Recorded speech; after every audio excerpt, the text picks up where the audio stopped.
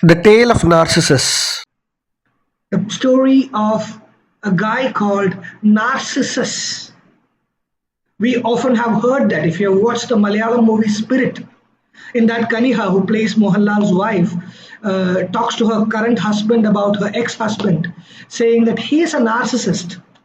Yep, the one who loves oneself. So, what exactly is the tale of Narcissus?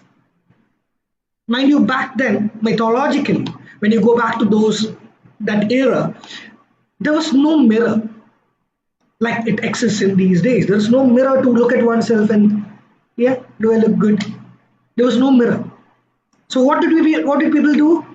There is this Narcissus. There is this guy called Narcissus who chanced upon the grace of looking at one's own beauty by looking into the river.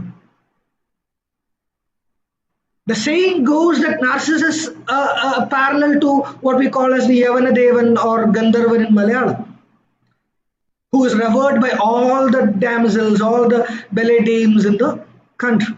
So everybody are behind Narcissus, but then he does not give heed to anybody. He is touted as the so-called aura or the hot chocolate on town, and Narcissus happens to see his reflection in the mirror.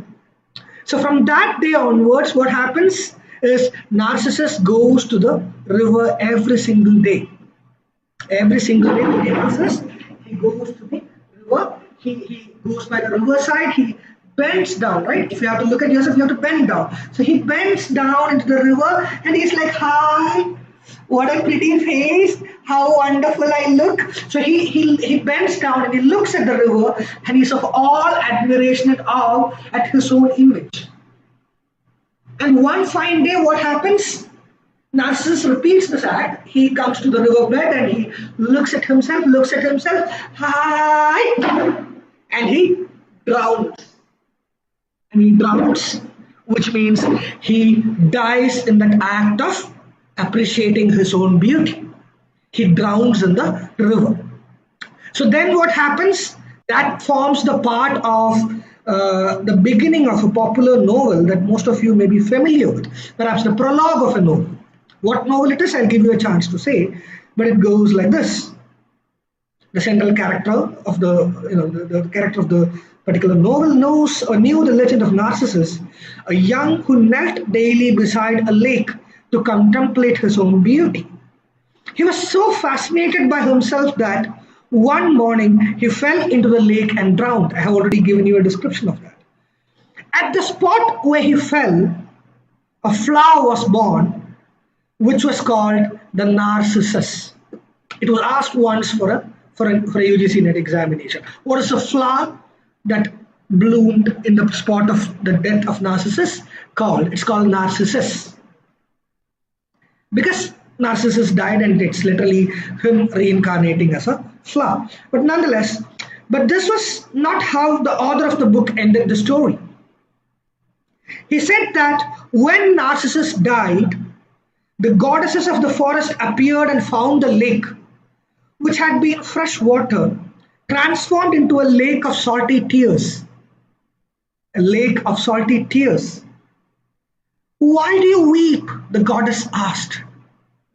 It may sound ironic though, right?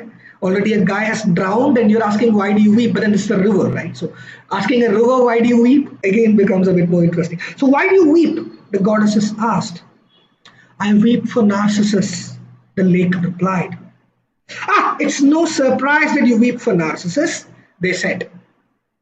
"For though we always pursued him in the forest, you alone could contemplate his beauty close at hand." See, envy chipping in, right? "Oh my God, you were so lucky. We've always been behind him. He never paid heed to us. But then you were lucky to see him, get a glance of him every single day."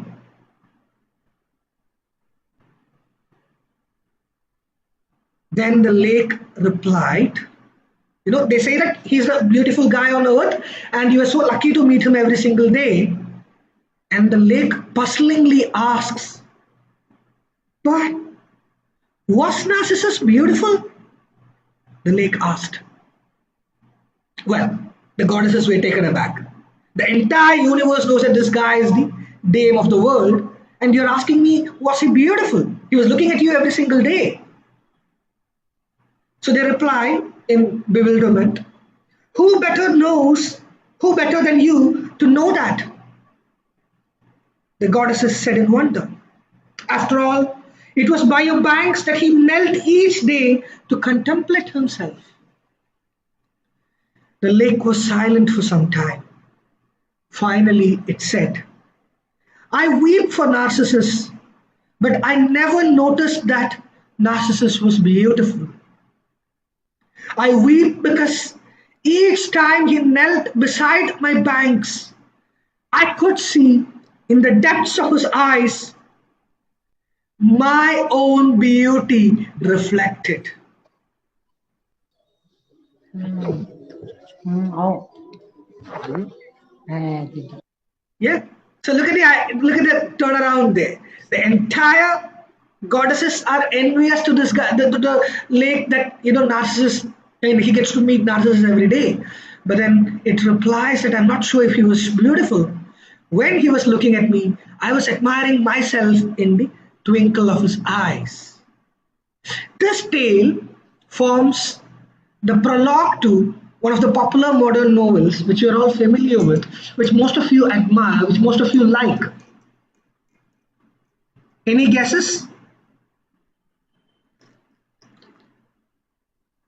Anybody out there? Any guesses as to in which novel the tale of Narcissus appears as a prologue? Sir, is it Alchemist? Yes, Esme, spot on. But it is not alchemist. You have to get your articles right. Try again. It's The Alchemist. It is The Alchemist. It is The Alchemist by Paulo Coelho. The prologue of The Alchemist gets started with the story of Narcissus, or the myth of Narcissus. Well, there are